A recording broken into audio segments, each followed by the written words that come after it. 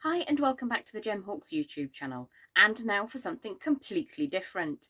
So I was asked to share my very limited knowledge of macrame a couple of days ago. So this is for the lovely Erica, and for anyone else who wants to know two very basic moves in macrame that are totally relevant to jewellery making. Now, I only know a square knot and a variation based on it, so I'm no expert. There are plenty of people out there to teach you beautiful wall art and much more complicated and micro macrame as well.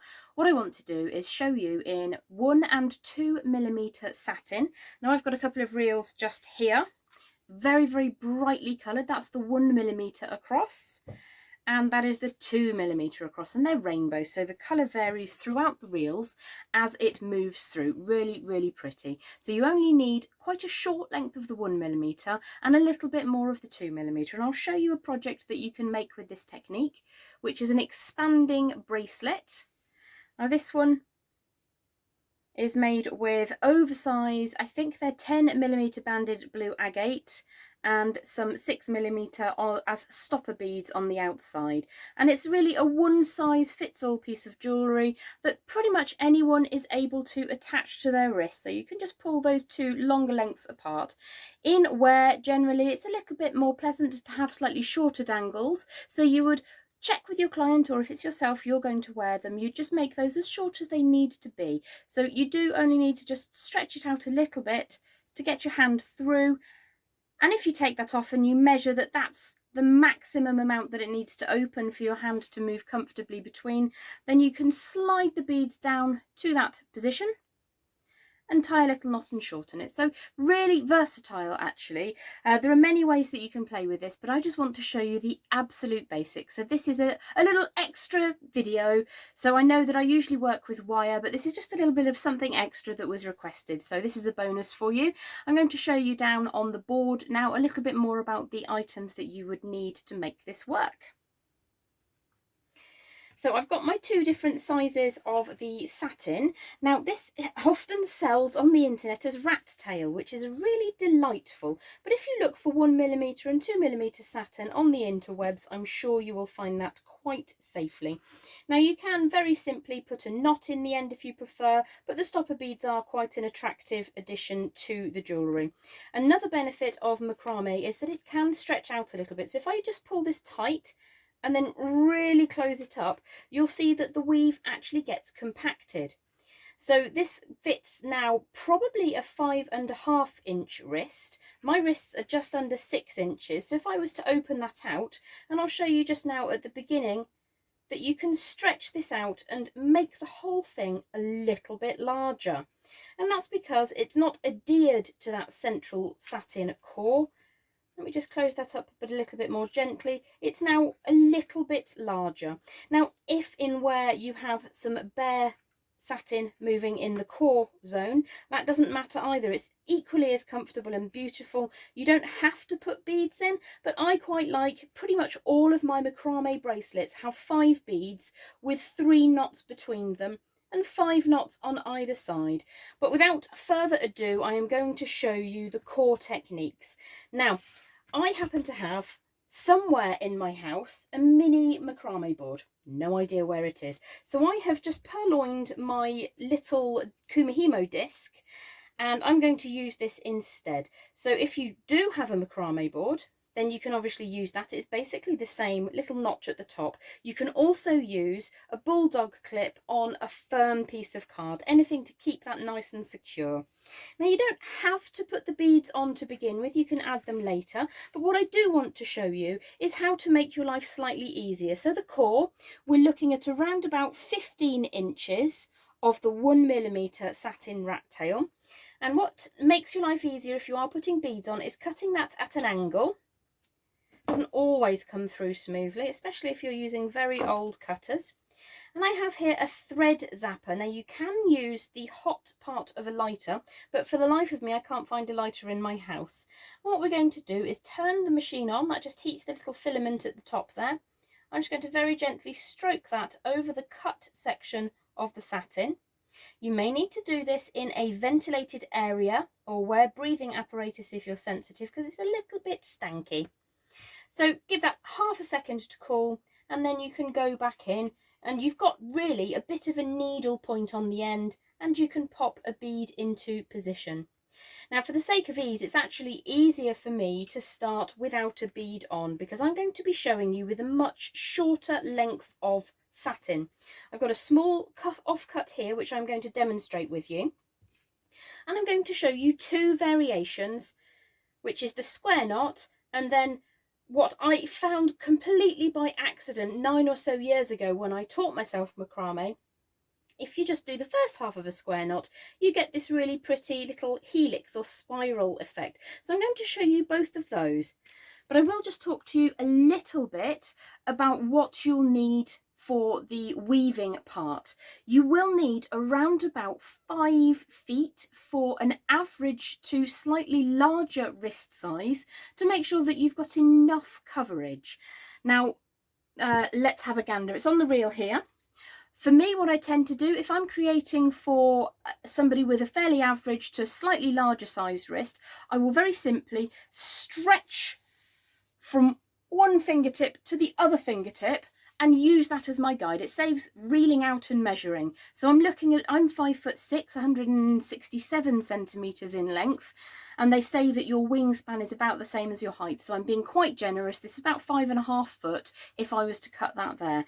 Now, the reason I'm going to show you with a shorter length is because it gets a little bit confusing in vision, not in doing. So for me to demonstrate to you clearly, I'm going to use a much shorter length. If you want to do some practices first, just to get a handle on the weave, it is really simple, but then it's really worth just having shorter length so you can understand the technique first and then get this great big length of satin to work with. So what I'm going to do is I'm going to take my 2mm satin. This is just a practice section I'm working with, but if you're creating a bracelet for an average to slightly larger than average, you'll need that good 5 to 5.5 feet of 2mm. What I'm going to do is pass it underneath the core and ensure that the centre of my 2mm sits behind that core, okay? That sometimes gets a little bit loose, so I'm just going to draw that down. So the first step of the manoeuvre is to take the left-hand tail over the top and lay it down. I'm just going to tuck it into position. My right hand tail, that needs to come over the top of this tail here, but all the way round underneath the central core and up inside the D shape. So I'm going to draw those two pieces together, keeping it centralised on your long length of 2mm, and just pull that into position. So just give that a bit of a squeeze with the nails. We don't want it to be so tight that it won't move up and down like so, but you do want it to be tight enough so that it's neat. The second half of our knot is where I take my left hand tail underneath the core and lay that down. And then what I'm going to do now is bring the right hand side all the way around underneath that little tail, over the top of the core and down through that D shape. We're going to pull that into position. So what you're always doing is tying a knot around that central core. If it's all under or all over, it's gone wrong, go back a step. So what I'm going to do is just tighten up the first part of that knot and draw those two sides out in opposite tension to one another, like so. And what I'm trying to do here, and it is easy to work with the satin, which is why I love it so much, the hemp is a little bit less forgiving. You can really work with any cord. You can even macrame with wire. It's not my favourite thing to do. Just pull that until you get that square knot. Now that is it. I'm going to repeat a couple of times that pattern now to show you again, just to make sure that that goes in. I know the first time I tried to teach myself this from a book, I really struggled. So I'm going to just practice a couple of times so that we can see exactly that square knot process. So I'm just going to move the knot all the way up to the top of your board, and we're going to go over, flap down. My right hand comes around the outside, so it's going over the top of the tail here, underneath the core, and up through the little D shape on the left. Pull that into position. Now you can see with my dominant hand, I'm just gripping the core here, just to make my life easier. Pull that into position, and then just moderate it so that your knot sits how you want it to. The second half of the knot is taking the left hand tail, pushing that underneath the core and flopping it over the top of the right hand tail. And then the right hand tail comes all the way around. So you've allowed that left hand tail to just pop over the top of that. And then we're going to post the end down through the D shape. And then we're going to pull those together, checking that we're knotting around that central core every time. Pull that little lower section of core tight, and then you can make your knots nice and square. Now again, you can just keep a bit of tension on that if you want to make your life easier. You can do it over the hole, but it's much harder for you to see, I feel, if that is the case. So one more practice. Left hand over the core and flopping down. Right hand goes over that other tail, underneath the core and up through the left hand D. Pull into position nice and tight. This is the reason I like working with the rainbow, because the colour grades really beautifully in a macrame knot. So the second half of our square knot, we're going underneath the core, pull that tail through, flap it over the top, take this side, the right hand side, all the way around, down through. So at this stage you can see that you've got one tail going down, one tail coming up. If you look and you see that you've got one tail going down through a D, one tail going up through the opposite D, you know that you have done it right. So you can self-check while you're learning. After a while, you will get much quicker. So you just sort of sit there and you chant over, under, under, over, over, under, over. So this is the under, over the top there. And this one goes down through the D like so. So I'll show you a couple of the little samples that I've done. Again, just a little knot and a little bit of sealing on the end there. In a moment, I'll show you the spiral. What I do want to do is show you a project that I got part way through completing earlier. Now this is the 1mm core. I've got a 6mm bead on the end as a stopper. Still mobile on the core and still having that flexibility to stretch if I need it to. I've done 5 complete stitches. And then there are 5 beads with 3 stitches between each bead. Now these are oversized bead, but because of the nature of the design, it's actually really quite comfortable to wear. So in order to preserve symmetry, 5 stitches, 3 in between, 5 at this end. What I'm going to do now is show you how to seal the knot using the thread zap machine. Now this just takes a single AA battery. They do last quite a long time, but they last better if you're not going to use it for a while. Just remove it and pop it to one side. So what I'm going to do is use my flush cutters, and I'm going to take that reasonably close, like so. Don't leave it in this position. You may prefer to glue it, but I find if you use glue, it goes hard and crispy and it's not as comfortable. Now again, I would say use breathing apparatus or work in a ventilated area, because this is melting plastics and we don't necessarily want to breathe that in. So you can see by the nature of the 2 different colours here that what I want to do is heat and spread. So I'm just going to give this a second to come up to temperature by actuating the button. And I'm just going to stroke that gently over the ends. I'm sealing the ends like so, but at the same time, I'm pushing that down onto the other section. So I'm spreading the end section over one of those knots. Now in a couple of seconds, that's nice and dry, and you can actually tell if that's going to fall apart or not at this stage. If it does fall apart, it's too short for you to refigure, so you may have to take it back to 3 knots and seal there instead. What you don't want to do is make it so gloopy that it affixes itself to the core, because you may still at this stage like to move your section of knots up and down. So I'm going to repeat the same on the other side. I'm going to pull the core wire, she says, the core thread out of the way, using the flush cutters again to bring that quite close. Sometimes you need to go twice, especially if you have old flush cutters. What I'm going to do is allow this to heat up, which should be quite quick, and then just melt that over the other piece of satin. And this satin is very easily available on the World Wide Web. Try not to heat up your fingers, especially if you have acrylic nails, it won't end well. In a couple of seconds, that's done, good as gold. So that is your basic idea of creating a fairly flexible bracelet. If you want to draw these 2 sections together, let me see if I've got a scrap that will do it. I do indeed. Let me just take these off to one side. This is the, again, 2mm, so it's the same as this. You could do it with the core, which is 1mm if you wanted. What I'm going to do is again use my pretend macrame board here.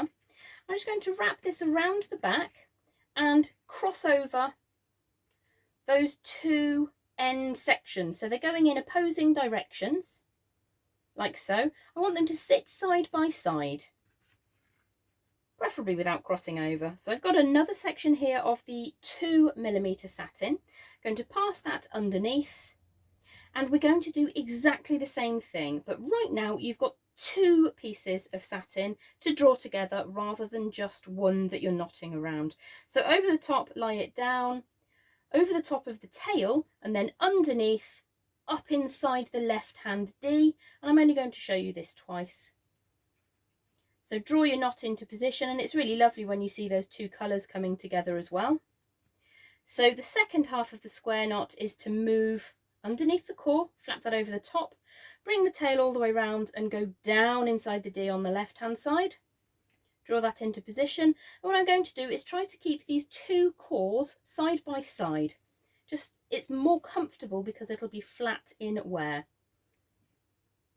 So that is exactly the same process as you just learnt for the square knotting. So I'll just do one more. Over the top, lay it down, all the way around, underneath the core, up through the D. Draw that into position. It's feisty because there's weight underneath now with the beads. Try to get that as square as possible, and then on the second side we're going underneath the core, over the top there. Right hand side goes down. There we go. Just bring that into position. You might need to just stretch those out a little bit, and you can see it makes ever such a slightly wider variation because you have two cores in the centre. Finishing off is exactly the same. So we've just melted those ends so that they sit neatly. You need to not do it too hard, otherwise you can blacken them and scorch them instead, which isn't quite as pretty, especially if you're using really pretty colours like so. So just to finish off very, very briefly, I'm going to show you the variation which turns into a spiral. Really pretty, found it completely by accident. So it's another way of doing the macrame knotting. And what I'll also do with this demonstration is show you what you do when you interact with a bead on a central core. So I've got my mini macrame board set up here with some 1mm core satin. And I'm just going to pop a bead on to show you how you can interact with that as you go along. If I draw the bead down to the bottom, I've got my length of 2mm satin, so I'm going to pass that underneath, find the centre, and we're going to do the first half of a square knot. So left hand side, over the top and underneath here. Right hand side goes all the way around and up through the D on the other side. We're just going to control that, make sure it stays centralised, and pull that into position. Now we are now going to repeat that 3 or 4 times. So over the top, flap it down, right hand side, all the way around and up the D on the left. And you can see already that that looks different. So over the top, right hand side goes all the way around and up through the D here. Pull that into position. Right hand side over the top, take your left hand side around, underneath the core and up through the D. You can just about save that. It's much easier to not lose the end if you're working with long lengths.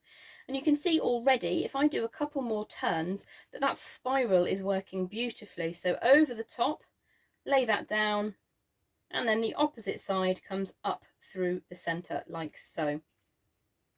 So your spiral starts to take effect, and you've basically done the first half of a square knot several times. So where are my little samples? Here they are. So that's how different they look when they're side by side. That's your traditional square knotting. And then you've got this spiral style. So what I'm going to do now, got the first half of a square knot, so I'm going to push in my bead into position, and all you do is you just pretend that it's not there. So I'm going to continue in a spiral fashion, which means I go over the top, lay that down, right hand side comes all the way around, underneath that core and up through the D. Now here, you just need to pull that into position and make sure that the tension keeps those threads either side of the bead. Pull that nice and firmly. and then continue on your merry way. It may come loose at this stage, so left over the top, right hand side, underneath the core and up through the D. What you can do is not quite close that knot. Take those tails out of the way using your hands. Make sure that you're happy with the tension on the knot around the bead, and then pull that into position neatly, and then just carry on as you were. Works exactly the same whether you're doing a complete square knot or just the repeated first half of a square knot. So let me do one more. I think we're about to run out of satin anyway, and then we'll have a look and see what that looks like. So up through the D on that side, make sure that that's going down. There we go. I could probably get one more, but it would be quite fiddly, and you can see how attractive that looks in a bracelet when you compare that with the flat square knot. Both are equally as attractive. So again, I would say if you are working with the satin, which is a brilliant beginner's way to learn macrame, please make sure you're working in a ventilated area, because melting plastic is not great for the lungs. Or wear a breathing apparatus, whichever really suits you better. So that's your bonus tutorial for today. Very, very simple introduction to square knotting macrame and spiral for bracelets, complete with instructions on how to melt the ends. And I'll just make sure that you can see that pattern one last time. So we've got 5 complete square knots followed by a bead, 3 knots between the beads, and I'll just show you what that looks like on one last time. If you do struggle with dexterity, you can actually swipe one of those with your teeth, but you can do it one-handed. Not one-handed, but utilising this hand and that hand to just close that up. And as I say, I've got about 5 3/4 inch wrists, and that's using 2mm satin. So you can see that that makes a reasonably good size, and that only really used about 4 1/4 feet of the 2mm. If you start out with about 5 1/2 feet, you can't really go far wrong. Hope you've enjoyed the tutorial today. I know it's something a little bit different to what I normally do, but it was requested, so Erica, I hope you've enjoyed that. Lots of love. Bye for now.